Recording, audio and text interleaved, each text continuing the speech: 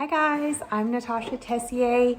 I'm with Dwell Realty Design. Welcome to my channel. Today I wanted to talk about the 6 steps to moving to Texas from California or Washington or Illinois or New York or all the places that are moving to Texas.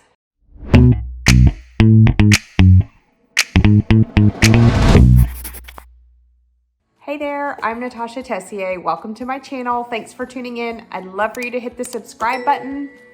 My channel is anything and everything to do with the city of Houston and mostly Texas. So I have agents all over the state of Texas, Austin, New Braunfels, Dallas, all over, Amarillo, all sorts of places. So if you need an agent and you want a good one and you want somebody who knows what they're doing and who's going to put you in the right area and the right schools, reach out. I will get you connected with them. Today, I wanted to talk about the 6 steps to moving to Texas from California, Washington, however, anywhere. So just 6 steps. So this is really my whole business right now. It's kind of crazy, but I love it. And the main thing that you first want to do if you're not a cash buyer, so if you're a cash buyer, you can obviously forget this first part. But if you're not a cash buyer, the first thing you're going to have to do is get some sort of pre-approval. And what the lender's going to require is either a job in Texas or a virtual job that you can work from anywhere, or a letter from your boss saying that you're okay to commute. So there's kind of extenuating circumstances where we can work, especially with the lenders that I work with who work really well to try to get people approved. I do want to tell you this one quick story that happened to one of my clients. So they came to me and they were like, hey, you know, he was an LA sheriff deputy and he had pension there and he had to travel back during the week for that job. So I said, oh, you know, do you want to use a local lender? I don't care what lender you use. I don't get any kickbacks or anything like that. I just know my lender is going to get the job done. So they said, no, we want to use, I don't know, Rocket Mortgage, I think is who it was. They've already approved us. They don't care, you know, that I'm not working locally.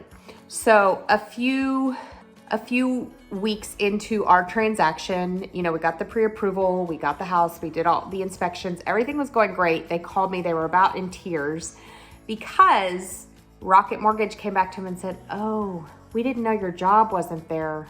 We can't approve you. So I ran to my local lender and I was like, hey, you know, is there anything we can do? These people really love this house. And basically they were moving their family to Texas to get away from California. And they were moving their kids here because they didn't like the mandates and everything. And he was going to commute back. So we were able to get the lender to approve a letter from his boss that said they were okay with him commuting. So we got it approved. We got him in the house. But you really have to get with a lender. Don't just go online with anybody. You have to get with somebody who knows what they're doing, is going to check all the boxes and make sure that you can get approved. So that's your first step is, you know, make sure. And if not, you know, you might have to come and rent. People ask me if there are temporary rentals. Rentals are very, very expensive right now. A lot more than you would pay to have a mortgage at that same place. Somebody reached out the other day and said, why is this so high? The rental, they know that the demand is high, so the rent has gone way up. So you can rent, you could do an Airbnb, you could do like a 3-month rental at an Airbnb or something like that. Most places are requiring, like if you rent a house, they're gonna mostly require a year. It's very hard to find a short term. So that's the first thing is either get a local job or talk to your lender, get all that in order so there's no surprises. Then the second thing is find a real estate agent. So again, if you're looking anywhere in the state of Texas, I'd be happy to refer you out. I know several great lenders. So you want to find a great agent. You can go into the MLS, you can see how many homes they've sold. Check out how responsive they are.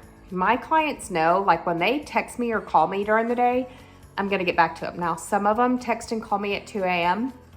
They're going to hear from me the next morning, but they know that I am, you know, here and ready for them and that I'm going to respond quickly and get them an answer. I always tell people if I missed it, reach out to me again, because usually within an hour I'm responding. So you want to get an experienced agent that can, you know, negotiate repairs, have a good inspector, Have everything lined up to make it as smooth as possible. It's already hard enough moving across the country. And the third thing I'm gonna say is get on a list of homes. So once you find that agent, like if it were me or whoever, reach out, set up a Zoom or a FaceTime or whatever it needs to be. Get to know each other a little bit. Tell them what you want. So I always ask my people, you know, 1-story or 2-story? Obviously, what's the budget? Are schools a concern? You really want to make sure your agent knows the schools and can send you the area and the information on it. You know, where's the closest grocery store? All that stuff. You know, how many square feet? Get on a list and have them start sending you homes. Even if you're 6 months out, have them start sending you homes so that you can watch the market and say, oh my gosh, it's still moving really quickly, or it's slowed down, or whatever. So get on a list of homes for your search. And then if you need to adjust that search, I have clients that'll text me and say, hey, Natasha, we really don't like this area. Please take it off our map, or whatever. Okay, then plan your trip. So that's number 4, is plan your trip. I always tell my clients, please give me some sort of warning, because we're really busy and either me or one of my showing assistants will be showing you homes. And I want everybody to be able to get into whatever homes they want to get into. Now, with that being said, if you are just checking out the area and you're not sure that that area is where you want to live, I tell people maybe go into one home in the area or one home per neighborhood. Try not to have everybody clean up their home, get out. If you're not a serious buyer, I wouldn't burden people with that. You know, you can tell a lot from just driving around a neighborhood. Do people take care of their lawns? What amenities are nearby? Go on a Saturday, see if kids are playing in the street, all that kind of good stuff. Go to the schools. You can get set up interviews and go tour all the schools. I just had a client do that. She went to elementary, junior high, and high school with where all of her kids will go and did a tour of the school. So anyway, set up a trip, check out the schools, check out the neighborhoods. Once you're honed in on a certain area, that's when you can say, okay, let's go look at these houses. Let's go check it out. I usually meet for coffee, talk about areas. I'm available by text. You know, if you need me or if you have a question or you want to know what's this area like, happy to tell you anything I can. Okay. So, and then once you get here, we go through that. If you're ready to buy, then of course we set up a whole day of showing or 2 or however many we need to get that done. Okay, so then after you decide this is the neighborhood, finally you find the house, whether that's going back to your state and I do a video tour, or you're here and we make the offer while you're here. In Texas, you can expect about 30 days. Now, if there's a holiday in there, it might be 35 days. I know in California, because I've learned the hard way, when you close there, it takes a couple days to record and fund and all that. In Texas, if you're closing on a Friday, then they're out of that house. The house is cleaned and ready to go, and you're getting the keys probably that day that it funds. So there's no like waiting and recording, and sometimes in California I've seen it go 3 and 4 days. There's none of that. The day that it gets signed, unless it's a mobile or a virtual signing that has to be overnighted back, that's it. It's yours that day. So just be prepared for that. And that's usually 30 to 35 days.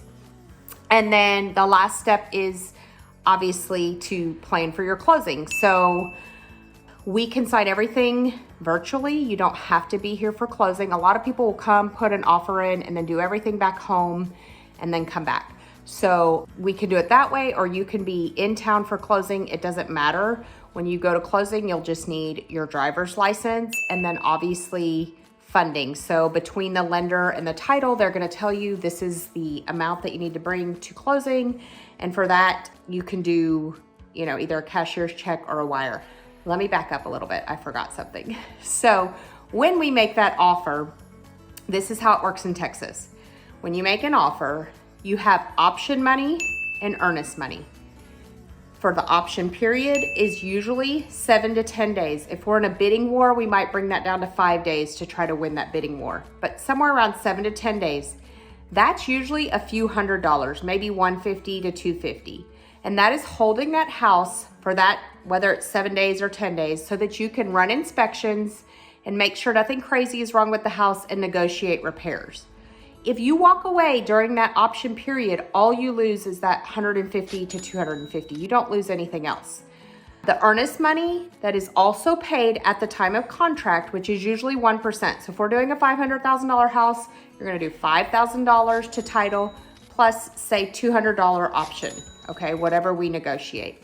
So that 1% does not come into play until after your option period's up. If you back out during the option period, you don't owe any money.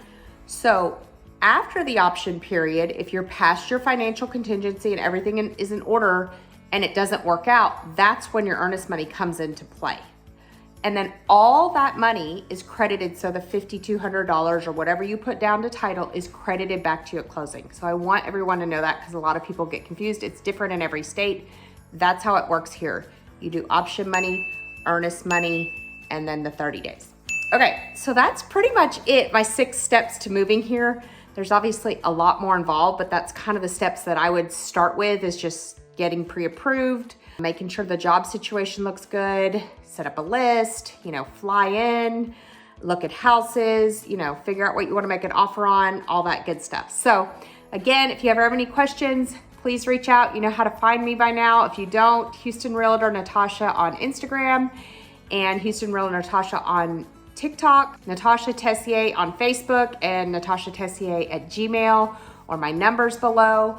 And please feel free to reach out anytime. I'd love to help you, even if it's anywhere in the state of Texas, just let me know. And I hope you guys have a blessed day.